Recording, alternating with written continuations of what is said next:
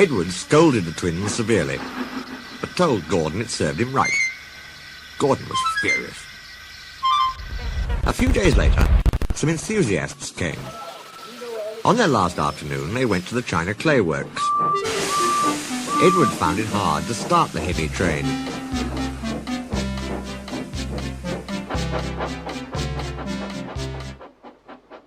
"Did you see him straining?" asked Henry. "Positively painful," remarked James. "Just pathetic," grunted Gordon. "He should give up and be preserved before it's too late." "Shut up," burst out Duck. "You're all jealous. Edward's better than any of you." "You're right, Duck," said Boko. "Edward's old, but he'll surprise us all."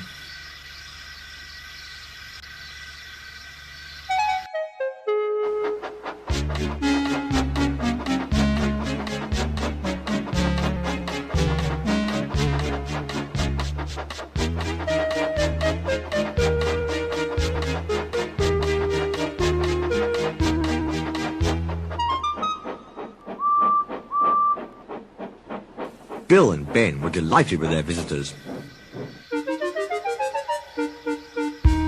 They loved being photographed and took the party to the workings in a brake van special.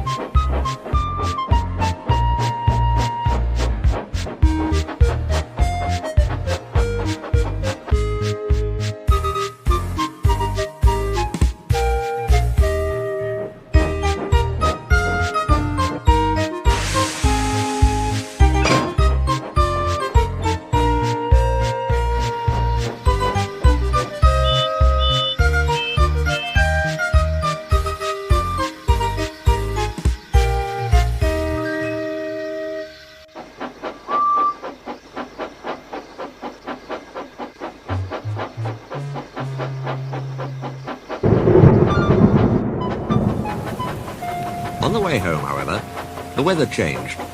Wind and rain buffeted Edward. His sanding gear failed, his wheels slipped, and his fireman rode in front, dropping sand on the rails by hand. "Come on! Come on! Come on!" panted Edward breathlessly. "This is dreadful!" But there was worse to come. Before his driver could check them, his wheels slipped fiercely again and again. With a shrieking crack, something broke and battered his frame and splashes up and out of shape.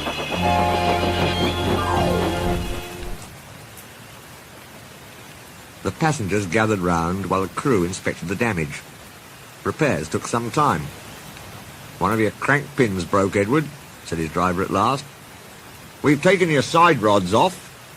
Now you're a single, like an old-fashioned engine. Can you get these people home? They must start back tonight."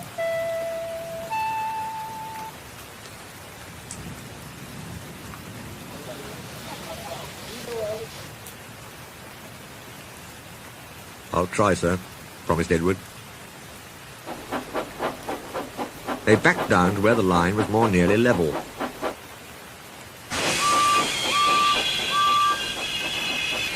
Edward puffed and pulled his hardest, but his wheels kept slipping and he just could not start the heavy train.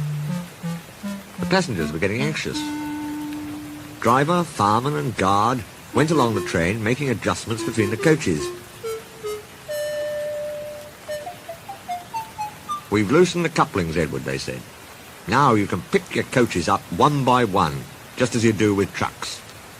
"That will be much easier," said Edward gratefully.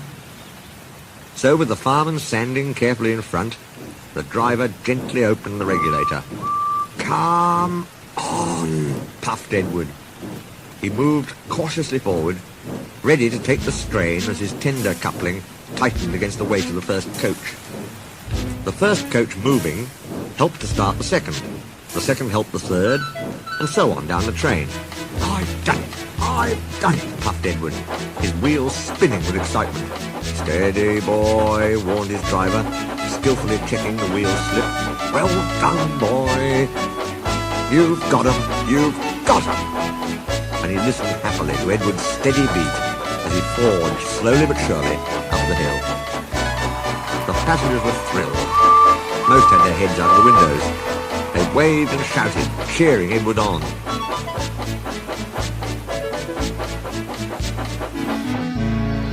fat controller paced the platform. Henry, with the special train, waited anxiously too. They heard a beep beep. Then, battered, weary but unbeaten, Edward steamed in.